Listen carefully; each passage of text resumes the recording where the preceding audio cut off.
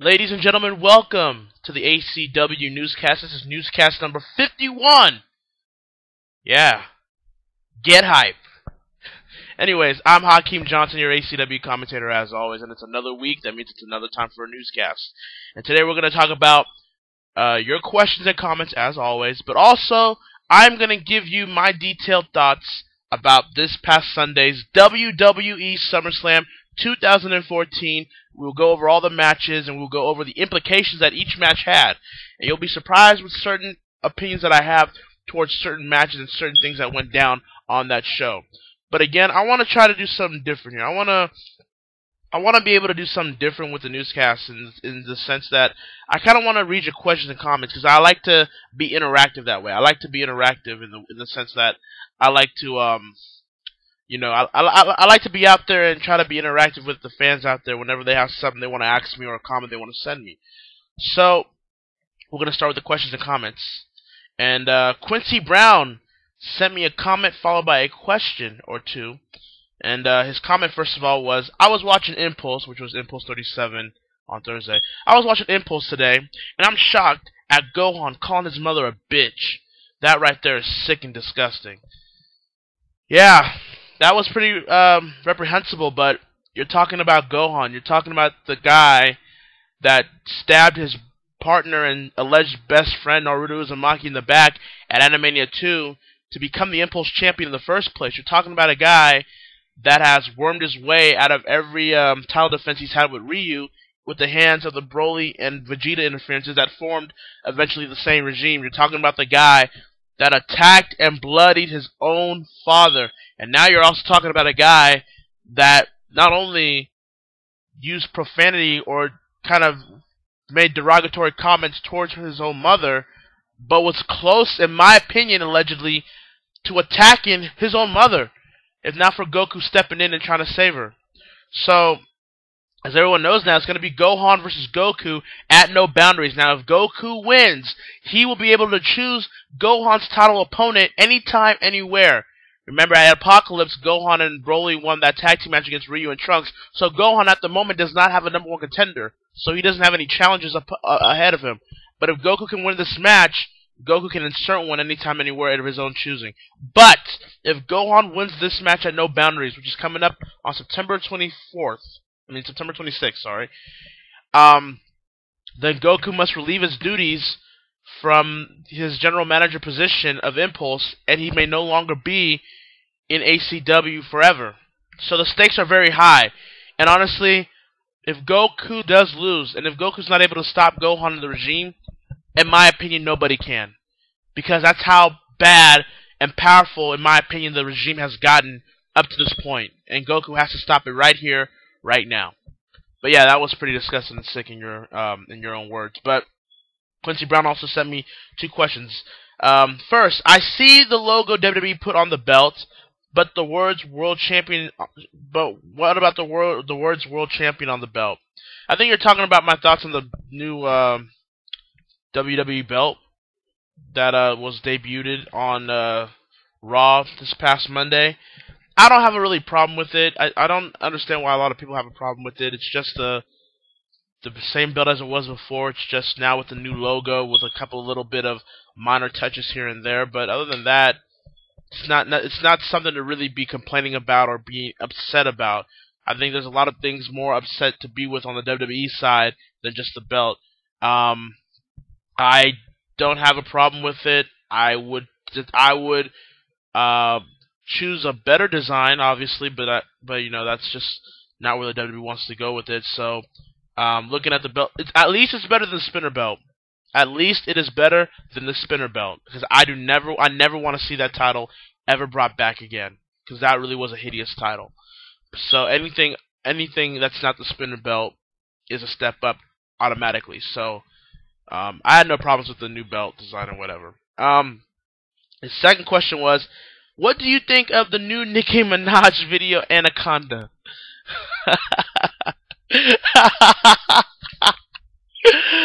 Oh, man. Oh, my God. First of all, yes, I did see it. And yes, I had the volume muted, because that's all. We only cared about the video, let's be honest, fellas. and some ladies. Um, yeah. Damn. Damn. Oh man. Now I'm not a really big fan of Nicki Minaj's music, but we all don't care about that. That's not what we're talking about here. I kind of laugh at people that will call Nicki Minaj ugly and all these things. Yes, some of the dresses and the looks that she had and made were a bit on the ugly side, but if you're telling me if Nicki Minaj was butt ass naked on your bed that you wouldn't even make an attempt, get the hell out of here. I will question your manhood and I will take your man card. And I will cash in twice just to get up on that. I mean, granted with 2 condoms of course, because you got to be protected and all that stuff.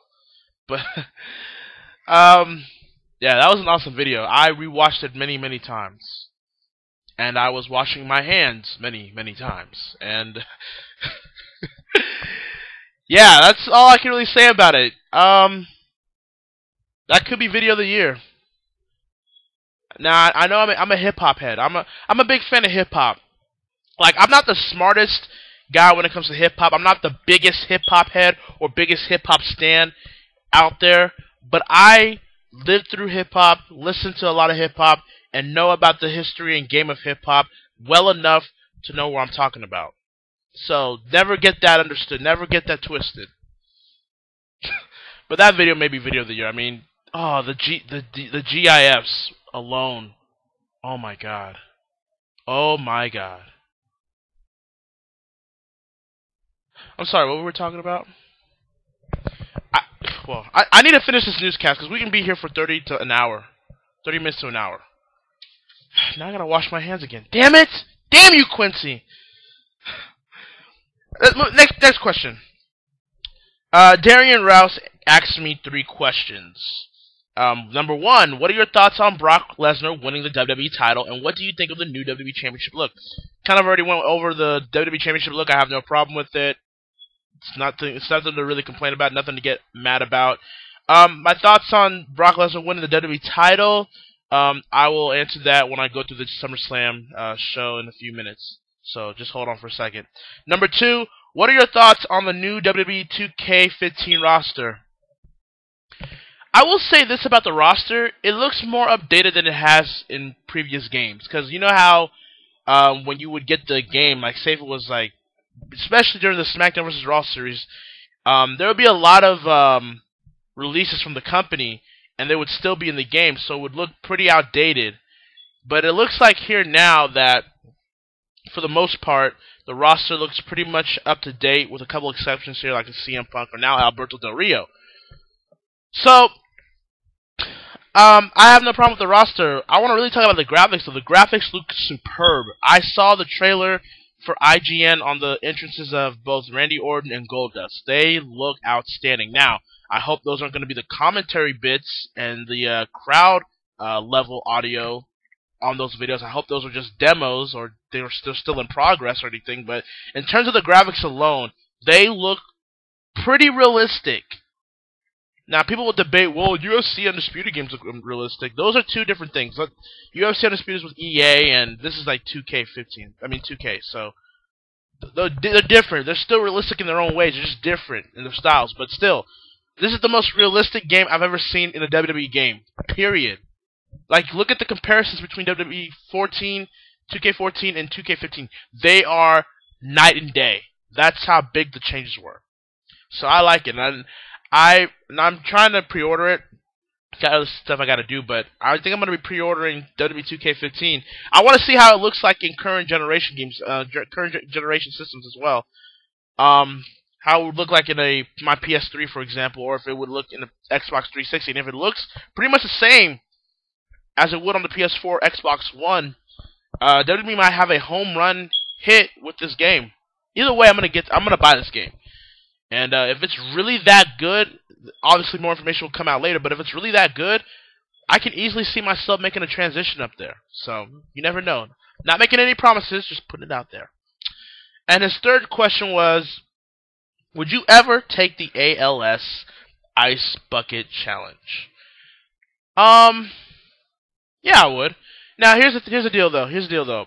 I hope everybody that's doing these ice bucket challenges that I'm seeing on Facebook and just everywhere on social media, I hope the people that are doing these things are really donating to what it's really meant for. I hope they're just not getting like a bucket and some ice water and dumping it to their head and then challenging people. That's not how it works.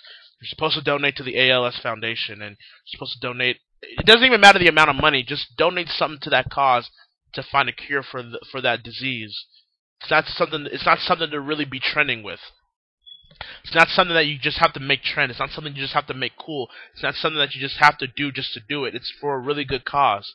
So I hope everyone that's doing those challenges are doing it for the right reason and are not doing it just to get like any likes or retweets or whatever. But other than that, yeah, I would take the ALS Ice Bucket Challenge. The only problem is that I haven't been challenged yet. I think the rules go that if you're doing it, then you challenge like 3 or more people to do the challenge. And so far, I have not been challenged yet. But if I am challenged, I would accept, and you guys get to see me for the first time ever. Yeah. You guys get to see me and how I look for the first time ever in like 8 years doing ACW. So if you really want me to do it, and if you've done it already, just challenge me. I'll accept it. Gary Connell Jr., very regular ACW fan here, asked me 3 questions. 1, what are your thoughts on SummerSlam? I will answer that question in a few minutes, so just hold on for a second. Second question, have you checked out the reemergence of Toonami lately? I'll be honest, I haven't really caught up to Toonami in a couple of weeks because it's on a Saturday night, and I'm usually out. I'm usually out doing some shenanigans. Whether that's kicking it with the kicking it with the homies, or just getting drunk, or checking out, some ladies out there, and doing what I gotta do. But other than that, I haven't really checked like recent weeks of Toonami though. So, all I know is that just by looking at the lineup, I am a fan of Space Dandy. I haven't watched any new episodes recently, but I do love the show. It's really funny. Yeah, it's a little bit of fan service here and there, I guess, but it's still funny. Like, it's still genuinely funny. Like, the character Space Dandy is really a enduring kind of character that you can really laugh with. And when he's really serious, you can really understand where he's coming from. Then you got the Attack on Titan, and you got Sword Art Online. The dubs, I don't get why people just kind of crap on the dubs there. I mean, obviously the subs of both shows are way better, but, and again, the whole dub and sub argument is so stupid, but that's for another newscast. But in terms of these shows right here, the subs are better than the dubs here. But the dubs themselves aren't that bad. They aren't that horrible. They're not Sailor Moon dub bad. Let's put it that way. Other than that, they have the old shows that you're usually used to, the Full Metal Alchemist and the FLCL and Inuyasha. So it's fine for what it is. What I miss, I would like it even maybe a little bit better if they start doing Toonami like they used to do. It would be 3 to 5 every week from Monday through Friday. That's just me. I mean, that's what I would do, but living in a different time, unfortunately. So young kids these days didn't get to appreciate when Toonami was in its prime, when Toonami was really about that life.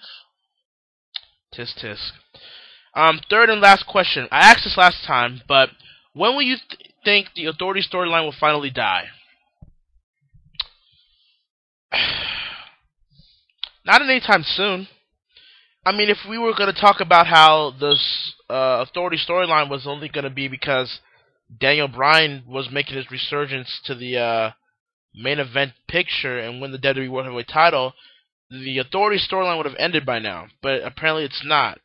So I think they're trying to get us comfortable with the fact that Stephanie and Triple H are the bad guys, are the corporate evil of villains in the WWE right now. That'll be established for years to come. And besides, Triple H and Stephanie are better as heels anyway, so it doesn't really matter. So it's gonna keep going. So I guess it's a ready-made storyline. So whenever there's a top face that gets up to the main event scene, they can easily just go into the Authority, go against the Authority, and the Authority will just send out whoever. So I don't see it ending anytime soon, especially since Roman Reigns might be a WWE champion by next year. So yeah, I don't see it ending anytime soon. Maybe in about, I don't know, 3 to 5 years, but nothing like really soon. In my opinion, I would be shocked if it ended soon. Joshua Howell sent me, I believe, 2 questions. Yes. Have you seen TWA? It's another up-and-coming colleague that's highly underrated in my opinion. It's potentially as good as SCAW or even ACW. Now, I read that question, I believe, on Thursday, and I kind of checked out a few clips, and I even watched the full show of it, the recent show of theirs. I think it's called Battlefront, right? I'm impressed.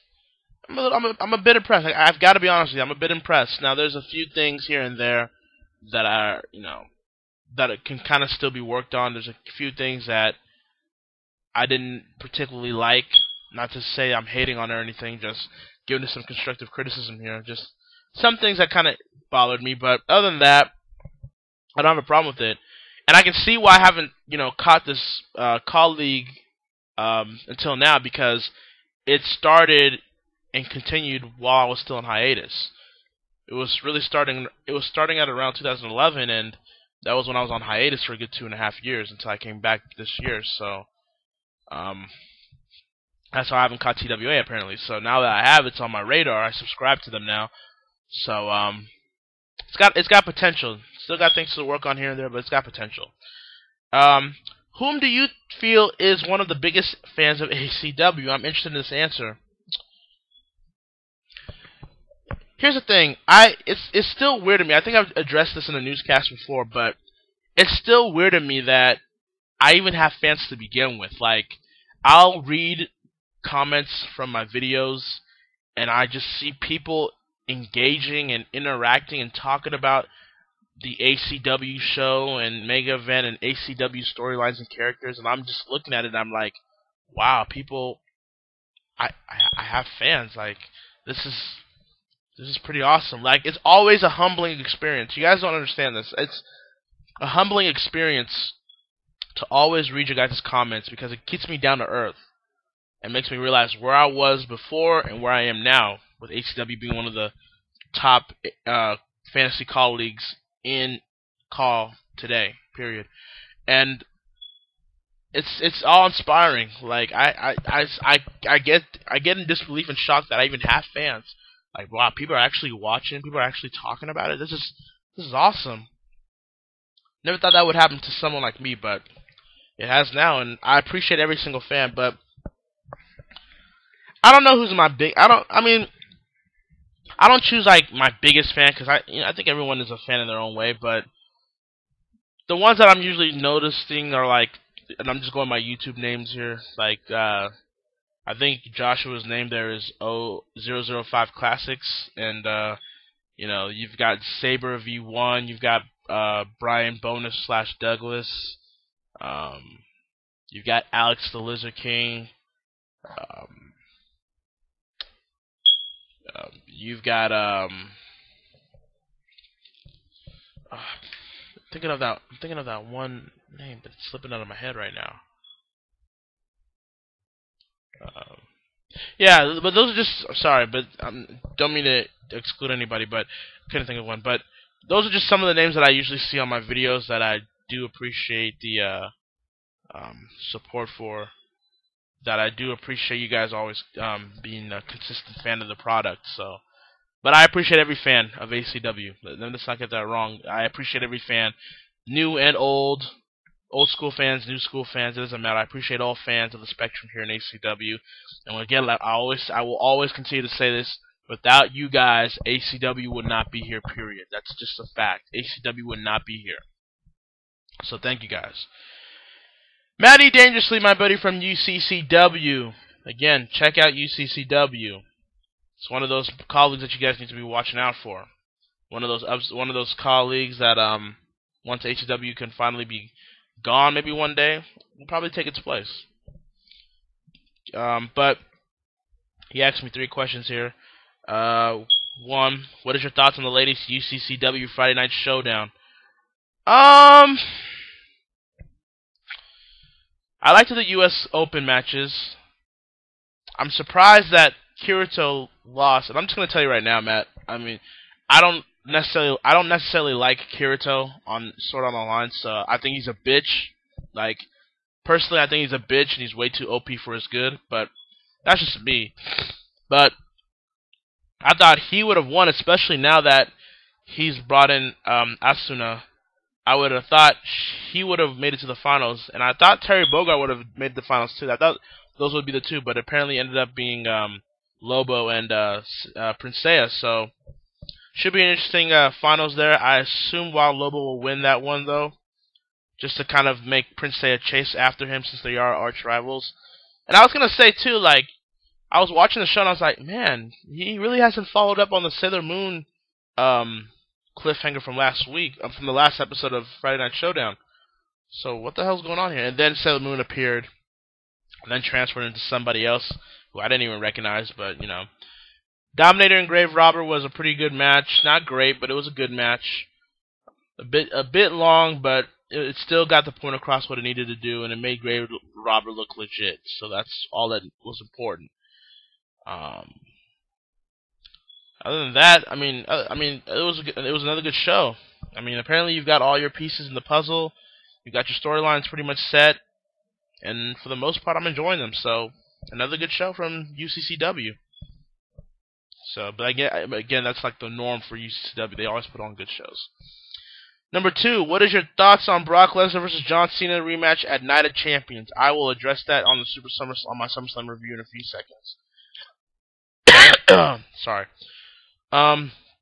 Since you liked VWF and SCA, what is your thoughts on the new upcoming Women's Call Leagues, Battle Vixen by Wade Robinson, and the new one which is going to be coming out soon in the future, made by my closest friend Nekotaku? In general, I like the fact that Call is starting to dwell into the all-women Call Leagues. I think it's something that was long overdue, and I have to give Frederick J. Francis all the credit in the world for leading that trend with the VWF. Because, to be quite honest with you, I love NGW. Let's not get that wrong. I love NGW. It was one of the very few Call Leagues that kind of influenced ACW in the beginning. So, always going to be love for NGW. But it was clear that Francis, Mr. Francis, was more interested in the women's storylines than he was with the men's storylines. And I think the fans of NGW during the final few seasons of that league started to share that same sentiment. So, Fred saw that and made VWF. And I quite honestly think if VWF continues a couple more seasons, it will surpass NGW in all aspects, in my opinion. VWF is a legitimately great Call League. It's a trendsetter. It wasn't different just to be different. It was different because he was invested in it, and then the fans in turn were invested in it as well. And that's when you started seeing SCA. SCA kind of a New Japan spin of VWF. And then apparently now we're going to get new ones like Battle Vixens. And I have been seeing Wade Robertson on Facebook trying to start the gears for his new Call League for Battle Vixens, which I'm looking forward to. And even myself now, I've never even had a women's division, but this year I'm going to with the Glamour X division. The Glamour X division will be the ACW women's division on Excel. So, again, Francis deserves a lot of credit for starting that trend, being proactive rather than reactive. So I am looking forward to it, and apparently your closest friend is going to make one too. If it's really that good, I'll even look forward into it as well. It feels like, in a way, Caw, in a way, is starting to feel its second golden age. Because the golden age, the first one was between 2005 and 2008. You had a bit of a slump around 2009 and 2011-12. Now it's starting to pick up again. I think Caw is starting to pick up again. Still got SCAW. You got ACW, you got all these young upstart ones like UCCW, TNXA, you got WWTV, you got the comedy ones in SCA and OCBF, you got TWA, you got TAW, which you also should be checking out from Joshua Campbell, and you've got, SCA also as well, and even on the original Caw side, you got WEDF, you got Imagination, even though that's fantasy still, but anyways, WEDF, Imagination,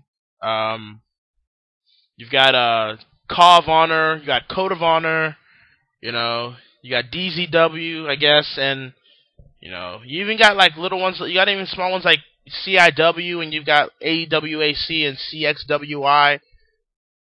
Starting to feel like another resurgence of the call leagues in general, so I like that. So, call in general is looking pretty cool right now, and I think it hasn't been stated enough. Now I don't know for my reasons why, but in my opinion, I see that call league, call in general is starting to benefit a lot from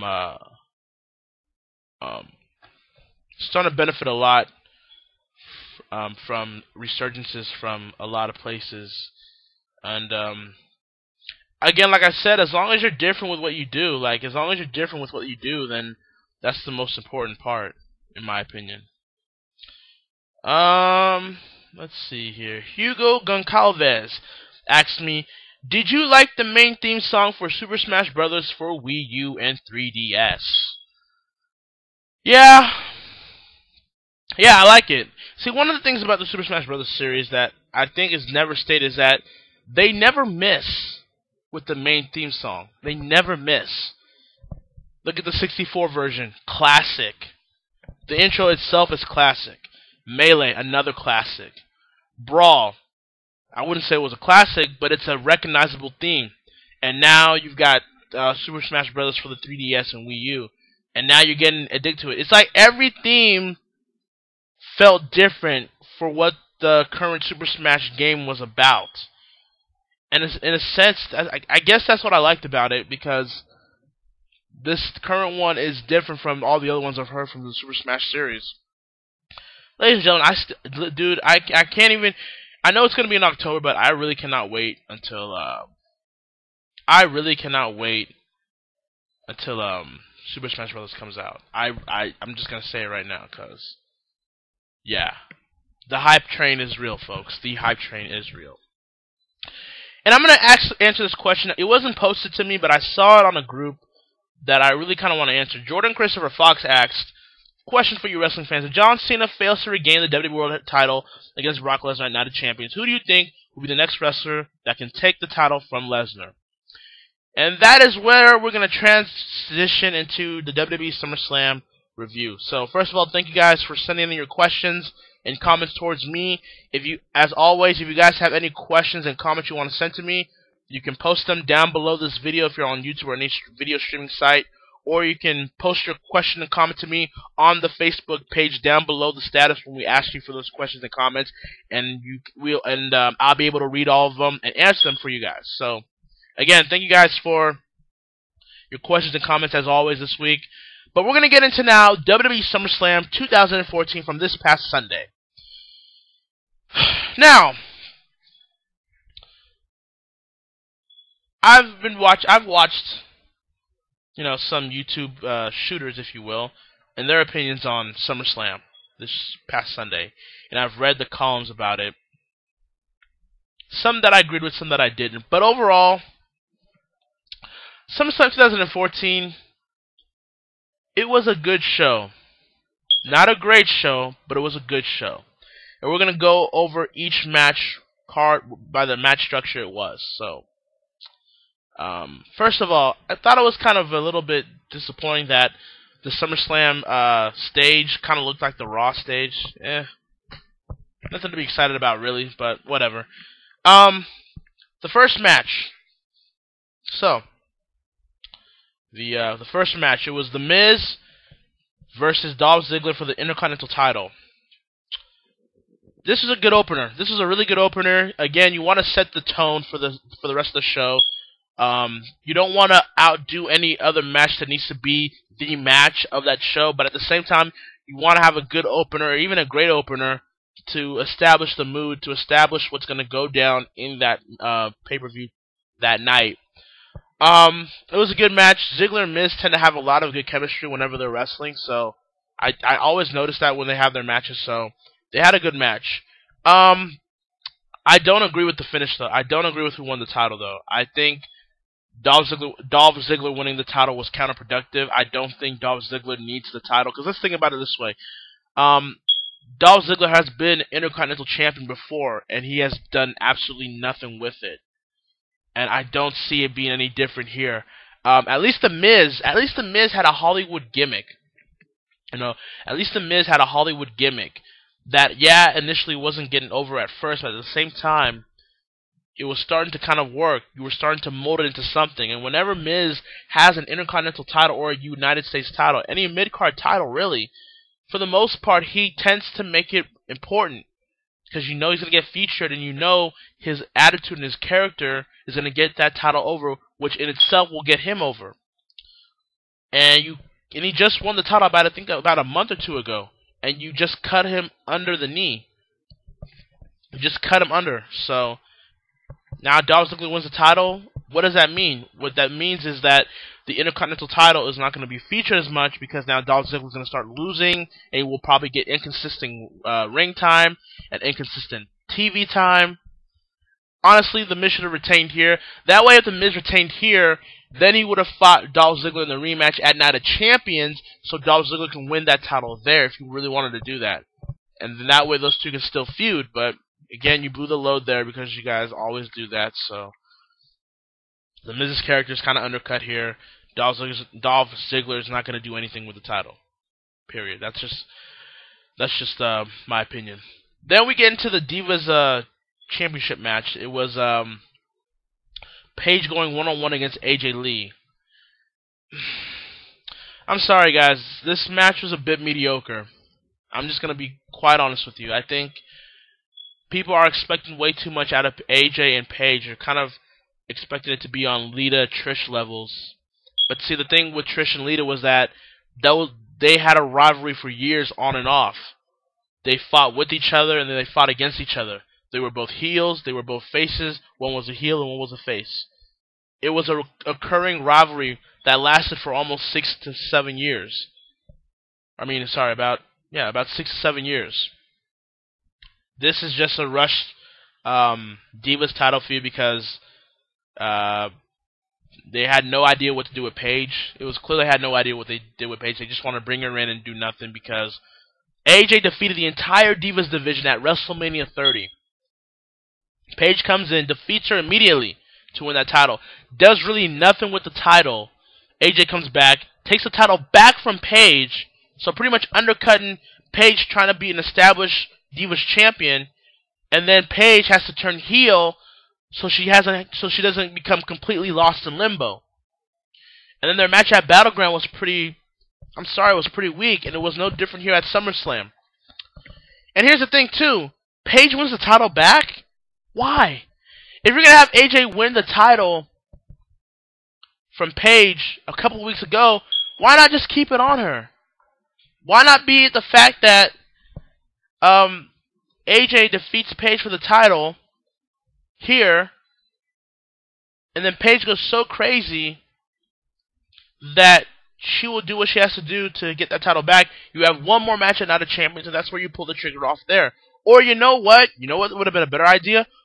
Why not have AJ win the title in the first place back? You were establishing Paige as this new kind of diva, I guess, and she was already starting to show signs of a heel turn. Why not just keep the title on her? So say like at Battleground last month, Paige defeats AJ, but it's questionable how she won it because she's starting to turn heel. Then the next night on Raw, Paige turns heel on AJ, and then Paige carries the title to SummerSlam, beats AJ yet again, and then you can either have somebody from the Divas division come up and challenge her at Night of Champions, or have her and AJ have one more rubber match at Night of Champions. Either way, this kind of booking between AJ and Paige has been all screwed up, and now Paige is now Paige is a two-time Divas champion in just a span of 6 months, or probably even less than that. What does that do for anybody? How does that help Paige, really? And how does that help AJ? You're trying to establish this feud of who is the better diva of this generation. Is it Paige or is it AJ Lee? But instead you got Paige doing this weak-ass, half-ass, Mickey James-like version of crazy. And then you have AJ being booked completely wrong, trying to put AJ down as if she's a little kid, even though AJ's character is of a little kid herself. So again, it makes absolutely no sense. And now I don't even really want to see this feud anymore because Paige already beat AJ. Paige is now the champion again. It's time for some new divas. But honestly, who is going to challenge Paige or AJ once this feud is over? I guess you can make the argument for Brie Bella, Nicki Bella, I guess, but who else? Maybe Naomi, but they're not really doing anything with Naomi either. So, again, you're in a conundrum here. What do you do with the divas division after this whole feud is done? That's something the WWE needs to work on in the couple of weeks ahead. And then we've got the flag match between Jack Swagger and Rusev. Obviously, Zeb Coulter in Jack Swagger's corner and Lana in Rusev's corner. And Lana, Jesus Christ, man. Lana's quickly becoming one of those divas that are almost in the Hall of Bang territory. Yes, I said Hall of Bang. I'm making it a trend, yes. Hashtag Hall of Bang. I need to call out the WWE here, though. Now, I was born in 1991. Okay, so I grew up with the new generation / attitude era of the WWF, and I grew up watching ECW and WCW. Okay. Having said that, I also grew up on old school wrestling as well. I grew up watching NWA tapes. I grew up watching some WCCW. I grew up watching some old school WWF and stuff like that. And they would always used to have flag matches. But here's the thing. If I recall, and maybe you guys can correct me if I'm wrong, but if I recall here, the flag match, the stipulations were 2 opposing flags would be on each corner of the pole, right? And the only way to win this flag match is to beat your opponent unconscious enough to go to his side of the corner and take his flag off the pole, and you win the match, right? Okay. So, why is this match not that? It was basically a normal match with a stipulation. I mean, whoever won the match had their flag draped over the ring. That's not really a flag match to me. But other than that complaint, I thought Jack Swagger and Rusev had a really good match. They told a story in the match. They told the story of Rusev still trying to fight, still trying to show himself as the real deal, tough badass that he's been portrayed as for these couple past weeks. Despite him getting ankle locked to the point where his ankle was bothering him throughout the entire match. And it showed that Jack Swagger, even though he did that, still couldn't find ways to beat Rusev, but would not be beaten because he was fighting not for himself, but he was fighting for his country. It told a really great story in this match. The right guy won. Rusev won because, let's face it, compared to Rusev and Jack Swagger, Rusev is the one that the WWE sees right now as the guy. At least the next monster guy, one of the monster heels going forward. It's not Jack Swagger. Jack Swagger's time has pretty much passed at this point. Rusev is going to be that guy, and now apparently Rusev is going to be feuding with Mark Henry, who is going to be another guy that will put over Rusev into a higher pedestal. But then again, there are rumors that Rusev will be feuding with John Cena in the future, so obviously Rusev won't last long. But other than that, for the time being here, Rusev winning here was the right decision. And the way that he beat Jack Swagger was the right decision. Instead of Swagger tapping out, he would rather pass out from the pain than give up on his country and himself. Just great story in that match. And then the after antics of the match was even greater. Rusev finally attacking Zeb Coulter, got him big heat. And then when the Russian flag just draped over the ring and the Russian national anthem just played, that was monster heat. That was a perfect way to end that match, in my opinion. So, despite the little nitpick of the stipulation, the match went perfectly, in my opinion. The match went as great as expected. Then we get to Dean Ambrose versus Seth Rollins for the, I was almost said for the WWE Money in the Bank contract, but obviously we didn't do that here. But it was Dean Ambrose versus Seth Rollins in a Lumberjack match. Now, going back to what I was just saying a few seconds ago, why not have the Money in the Bank contract up for grabs here? I understand Dean Ambrose is costing Seth Rollins these opportunities to cash in and to make his life a living hell, but wouldn't the perfect way to make his life a living hell be the fact that you can coerce Rollins to put up his contract briefcase and be able to beat the crap out of him to take that briefcase away from him? That way you're still making his life a living hell, but you're holding his briefcase, meaning he has to find ways to get it back. Again, that would create, great storytelling, but sorry, that just makes sense. I'm sorry, I apologize. But, Also, another complaint I have here. Well, you know what? That was my one nitpick there. But let's talk about the positives first. Great match. And a fun, great match between Rollins and Ambrose. And I think people expected that from Rollins and Ambrose. These two guys are just magic together. These two guys know how to kind of feel each other out in terms of how their styles kind of can clash. You know, you've got Rollins, the guy that kind of tends to take high risk, and you've got Dean Ambrose, who's more of that gritty kind of no F's given kind of, you know, antic. So these guys had a fun, entertaining match. Also, Dean Ambrose, in my opinion, was made into a future star in this match. Now, there's always a debate here with the Shield members, Reigns, Rollins, and Ambrose. Who's going to be the guy to not only be the WWE champion out of those three, but be the star that comes out of that group? Now, the popular opinion, and it's my opinion as well, that Roman Reigns is going to be that guy. He's going to be the star out of that group. He's going to be the WWE champion out of all those three before Ambrose and Rollins. But I've got to be honest with you. The debate here was made in this match that Dean Ambrose can possibly one-up Roman Reigns. And honestly, to be fair, a lot of people were already saying that. And in a way, I was kind of already seeing it too in the early stages of the Shield. But with this match here, listen to when Ambrose came out. He got a big pop in LA. A really big pop. And the crowd was behind him the entire match, to the point where people were booing Seth Rollins, a guy that people can cheer for, but they were booing him because Ambrose was so good. So maybe it's the part that Dean Ambrose could possibly leapfrog Roman Reigns if Roman Reigns fails to meet the expectations that the WWE has set for him in the future. Very, very possible. But I saw something. He had like a bit of an it factor in this match. Those that watch the match know what I'm talking about. He had a bit of an it factor in this match to be a possible guy that becomes a future star. Like, the WWE cannot screw up Dean Ambrose, because Dean Ambrose, his whole character, his whole persona, the way he approaches things, it won't allow him to fail. So, in that sense, he did a good job here. And I also thought, despite what people might say here, Seth Rollins winning here was the right decision. Now, Dean Ambrose apparently is getting ready to be in the WWE for quite a little bit right now to work on this WWE Studios movie. I think it's called Lockdown, Lockout, whatever.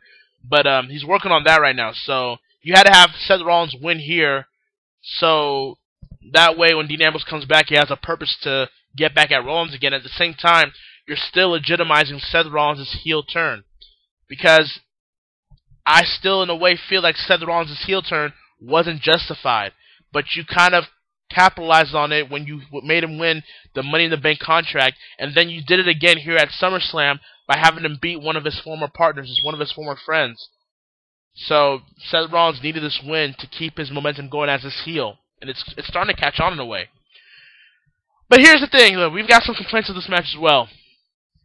It's a lumberjack match, yet Ambrose and Rollins were able to brawl in the crowd. So what was the point of the lumberjack match? To me, the lumberjack match was pointless in the first place. This match was supposed to be about Ambrose and Rollins. This match was supposed to be about the story and the feud between Dean Ambrose and Seth Rollins. And yet you put lumberjacks. You put people in there just to be a distraction when they don't need any distractions. And even if you did put the lumberjacks in there, they didn't even do their effing jobs, because they allowed Ambrose and Rollins to, fight in the crowd. So what was the point? It kind of made the lumberjacks useless after that. Yeah, they brought them back in the ring, but still, the lumberjacks' whole sole purpose is to keep those two in the ring and not make them go out or leave. Otherwise, Rollins could have just left. That means the lumberjack match is pointless, which it was. And then Kane comes out. Comes back out as a corporate sellout again, and we don't really give a damn. And when you got this big ass brawl, distracting everything Ambrose and Rollins were working up to at this point, and then Seth Rollins beats Dean Ambrose by just hitting the briefcase on him and getting the win. I agree with who won. I don't agree with how he got the win. Seth Rollins should be somebody that should be able to defeat Dean Ambrose without any distractions or any chicken shit heel tactics. He knows Ambrose. He worked with Ambrose for almost 2 years. He should know how to beat a guy like Dean Ambrose. He doesn't need anybody's help. You should have beat him clean here. But, again, apparently the WWE likes to make all these cowardly chicken shit heels. I go back to TNA for a little second here. Bobby Lashley, he's been winning matches clean. He's a bad guy who is the current TNA World Champion, and he's beating his opponents clean. That makes him legit. That makes him established as this guy that can't be beaten. Why can't you do that with Seth Rollins here? But, whatever. So, and I did see their match at Raw. Way better than SummerSlam. The ending was pretty awesome, too. So, that'll be Dean Ambrose's way out for the time being. Then we get to Chris Jericho versus Bray Wyatt. This match was good. It wasn't great. I know a lot of people are saying it was a great match. It wasn't really great. It was good. But then again, you compare it to their disappointing match at Battleground, and that's not saying much. Bray Wyatt needed the win here. I agree with the decision with that. Bray Wyatt needed the win because, let's face it, folks, Bray Wyatt has been just floundering ever since that Cena feud. After losing the Cena feud overall, and then being in limbo, and then having to face Chris Jericho in a disappointing feud and match at Battleground, he needed the win here to establish himself as a future top guy for the company. He needed it here, and they did it here. So maybe Bray Wyatt can kind of get back up to the rung of the ladder. I don't know who he faces next, but again, it couldn't hurt to really start establishing him more and more into this guy that could really be a threat to the top spot in the WWE in the future. So that's my thoughts on that.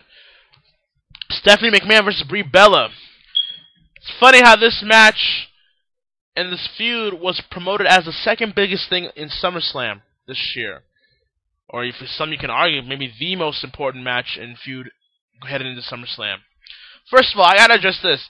Stephanie McMahon looked hot as shit. You know, we all talk about how, you know, Paige is sexy and AJ's sexy and Summer Rae's sexy. Ugh. And it's like, man, the standards of the divas in today's WWE have really fallen. I mean, what happened to the ones that really looked sexy, like the Litas and the Trishas and the Victorias and Stacy Keeblers and the Tori Wilsons and the Sables and you know, even later on with Mickie James and Melina. What happened to those type of divas? Now everyone just looks like a kindergartner. Like, everyone looks like either a generic blonde, a generic supermodel, or just like a high schooler heading into college. That's just my opinion here. But Stephanie McMahon is one of those rare exceptions in today's Divas division. She's one of those rare exceptions in today's Divas division where she can come out there and just look sexy. And she did. So, Stephanie McMahon. Stephanie versus Brie Bella. I didn't care for the feud, and I didn't care for the match going forward. So, that's just period. But I have to say, Stephanie was damn good in this match. It was a very entertaining match. I didn't say good. Entertaining doesn't necessarily mean good, but Stephanie was really good. She did wrestling moves, and she doesn't have to. She's the principal owner of the WWE. She doesn't have to do wrestling. Just make it a spectacle. But she did anyways. And you can tell by the You Still Got a Chance, even though Stephanie, when she was Women's Champion back in 2000, was pretty god-awful. But anyways, she was really good here. And Brie Bella, to her credit, was very tolerable, passable. She didn't really do anything that could really muck up this whole match. So she did really good. Then the finish. Now, everyone heading into this match pretty much knew something was going to happen. Something was going to happen. As soon as you saw Triple H, you knew something was going to go down.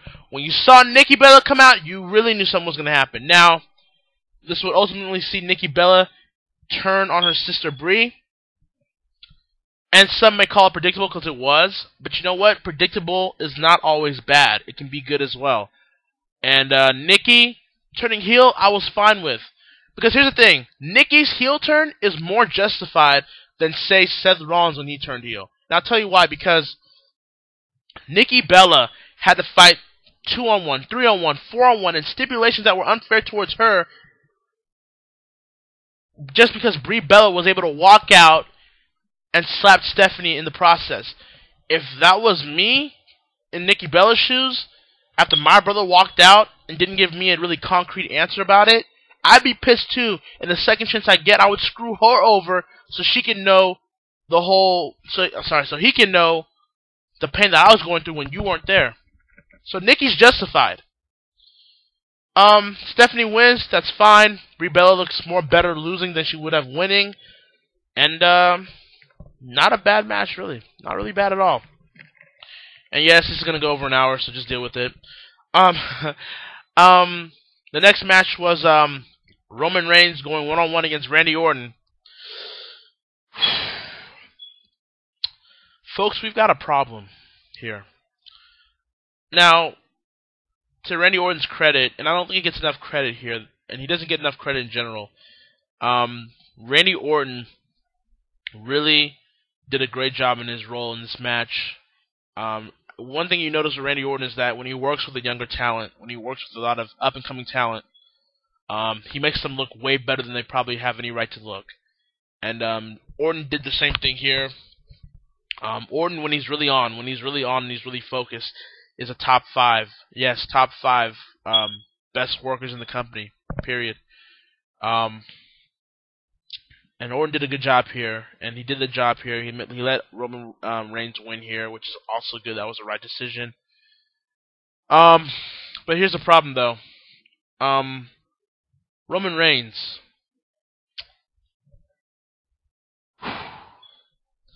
He's still very limited, and I saw that here in this match. For a guy that's for the guy that is being groomed to be the next mega face, the next top guy of the company, I didn't see that in this match. You know, give crap for all you want to John Cena and everything, and trust me, a lot of it's justified, but Cena is a really good worker. He's not a good wrestler, but he's a really good to great worker when he's really on.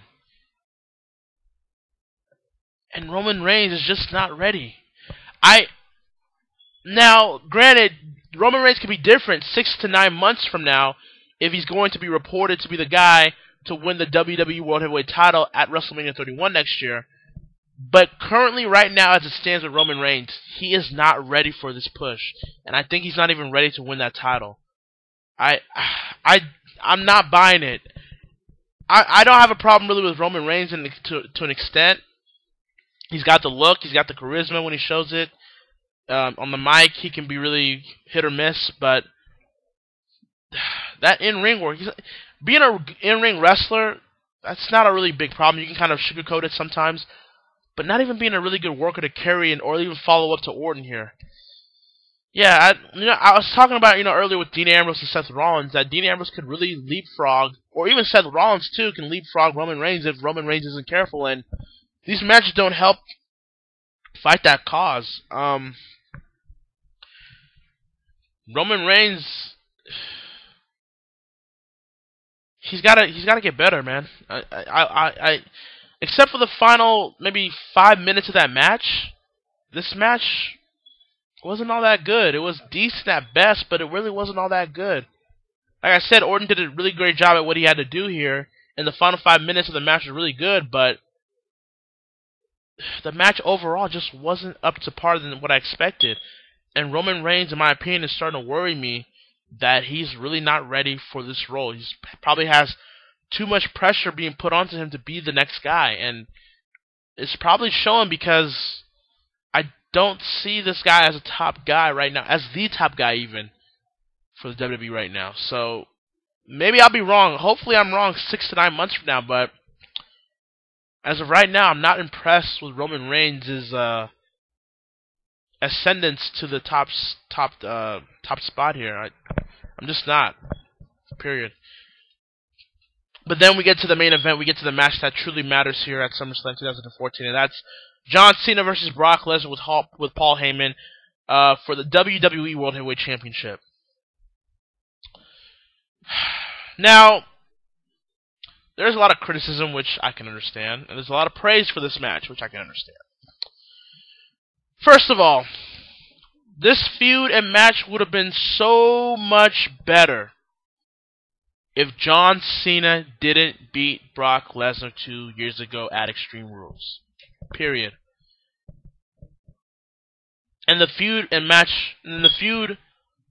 that whole ordeal was more personal and more coherent than it was here this year. I'm sorry, but even though Brock Lesnar, who ultimately won the match, I still go back and thinking, well, why are they doing this build-up? We already know John Cena can beat Brock Lesnar. He did at Extreme Rules. Yeah, Paul Heyman said, like, oh, Brock Lesnar was a 50%, John Cena had to use weapons. But the fact still remains that John Cena still beat Brock Lesnar. And this is the same Brock Lesnar that came back the night after WrestleMania 29 on Raw after a 7 to 8 year absence from the company. In his first match back, you have him lose to John Cena. Right at the bat, you cut his knees. So, there's that. The match itself, I loved it. And I'm going to say this too as well, because of what it did overall. I personally think this match at SummerSlam was better than their match at Extreme Rules. Bite me. Because I think overall it did more than what that match at Extreme Rules did. You told the right story, and yes, there was a story told. You told the right story in that Brock Lesnar at 100% is unbeatable. Not even John Cena, the golden boy of the WWE, could beat a monster like Brock Lesnar. So that in itself was a better storyline than it was at Extreme Rules. The right guy went over in this match, so that automatically makes it better. Brock Lesnar looked to be in better shape, and Cena looked to be telling a better story here. And one of the things I like about Brock Lesnar's matches here in the WWE is that it has a big fight feel. Like, Brock Lesnar's matches are different than probably 90% of the matches you see on the WWE today. Just think about that. Also, I like the fact that Paul Heyman was there, but he wasn't there. You know, Paul Heyman gave out orders and was giving advice, but didn't interfere because he didn't need to. Brock Lesnar did not need Paul Heyman's help to beat John Cena here and win the title. And I like that. So, Brock Lesnar is now the WWE World Heavyweight Champion. But here's the deal. It's a lose-lose situation, and I said this before, and I'm going to say it again. It's a lose-lose situation. If John Cena had retained the title here, then Brock Lesnar not only defeating the streak of The Undertaker at WrestleMania 30 would have been pointless and stupid, which it probably still is. Not only would that have been rendered useless, but his whole comeback ever since 2 years ago would have been useless as well. Because that would have been 0-2 he would have been against John Cena. So then that whole monster tag would have no longer applied to Brock Lesnar, in my opinion. And then if John Cena did retain, he might as well have carried that title all the way to WrestleMania 31, where he can drop to Roman Reigns, where Roman Reigns probably won't even be ready by then. So Brock Lesnar wins, which he did. What do you do now? Who can really face Brock Lesnar at this point? You've built this monster up so bad. You squashed him so bad. You squashed John Cena so bad here that anybody now in comparison is going to look weak. And that's the problem that you create. You squash Cena this bad that any other challenger from the roster at this point would be a joke. Now, it's been announced that at Night of Champions it'll be a rematch between John Cena and Brock Lesnar for the WWE World Heavyweight Championship, which is mind-numbingly stupid. Why would you give away a rematch, or the third match really, but a rematch for that title a month later? Save that, man. Brock Lesnar and John Cena's fights are always big money matches. Why don't you save that for a WrestleMania, or a Royal Rumble, or next year's SummerSlam, or next year's Survivor Series, or even? Why do it again here at Night of Champions? You know why? Because there's a big possibility that John Cena's going to win that title back. Why you say that? Because, well, let's think about it this way. How many times did Brock Lesnar suplex John Cena here? 16. If John Cena beats Brock Lesnar at Night of Champions to become the WWE World Heavyweight Champion again, that would make him a 16-time world champion. That would have him tied with Ric Flair. Yeah. There's always a reason with the WWE. There's always a catch with the WWE. So Brock Lesnar winning could have really been bad in the sense because as soon as you made a big intrigue and big interest with Brock Lesnar as a WWE champion, now you have John Cena invoking his rematch clause to possibly win the title back anyway. So then that means this whole match and Lesnar winning the title would mean absolutely nothing and would kind of roll back everything Brock Lesnar has accomplished at this point up to now if John Cena retains the title. I mean, if John Cena regains the title to become a 16-time world champion for no reason, when most of John Cena's world title reigns have meant nothing. Most of them, at least.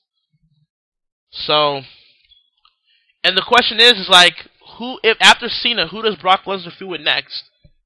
Who? I say nobody. Unless you're going to really do, now there's rumors and reports that are going on that Triple H and Vince McMahon are butting heads as to who should really dethrone Brock Lesnar. Triple H says it should be Roman Reigns at WrestleMania 31. Vince McMahon should say it's The Rock. And in my opinion, both of those options are wrong, in my opinion, because The Rock doesn't need the title. I know it's going to make a lot of money. I understand that, but we got to think long-term valuability here. The Rock coming back in to another spot and just winning the title from Brock Lesnar and probably doing the same thing Lesnar's going to do with the title is going to be counterproductive. At the same time, having Roman Reigns at this current state be the guy to dethrone Brock Lesnar would be a farce. It would be an absolute joke, and nobody would buy it, and that would make Roman Reigns as his top guy maybe even worse than John Cena, and it's very possible at this point. So, but then again, you ask the question, who else? Who else do you have? See, this is the problem. The WWE is so trigger happy when it comes to making these baby faces strong that they don't have any heels or any really young upcoming baby faces that they job out every week able enough to do it. It should have been Cesaro, you know? If that whole Heyman thing had worked, Cesaro should have been next in line, in my opinion, for the Battle of the Heyman guys. You didn't do that here, though. Could have been Bray Wyatt. If Bray Wyatt had won his feud with Cena, he could have been the guy that comes out and turns immediately face to fight Brock Lesnar. Monster versus monster. But you didn't do that here either. Who else do you got? But who else do you have, huh? Who? Randy Orton? Orton's not a really money draw like a Cena or a Brock Lesnar is. Sheamus? No one wants to really see Sheamus anywhere near the WWE World Heavyweight title. Who? Seth Rollins cashes in? No one is buying Seth Rollins beating Brock Lesnar for that title. So yeah, now it's going to look like Seth Rollins may be losing that Money in the Bank briefcase if he cashes it in. Sad, but it's looking like it. So who else do you have? Nobody. And I don't know who at this point. Maybe Big Show? Yeah. I don't know. But that's a question we'll have answered in the coming weeks, I guess. But overall, that was the match of the night. Brock Lesnar winning. Lesnar and Cena are both wrong decisions, but to take the lesser of two evils, Brock Lesnar winning was the right call. And that was SummerSlam 2014. Not a great show, like a lot of people are saying, because some people, and I say some in the IWC, like to always overrate certain things because they liked a thing or two. But I do have to ask this question. If Daniel Bryan hadn't been injured and was the guy that had to face Brock Lesnar at SummerSlam here, with him still being the WWE World Heavyweight Champion, I wonder how much people would have really praised the show if Brock Lesnar did what he did to Daniel Bryan like what he did to John Cena. I'm just saying.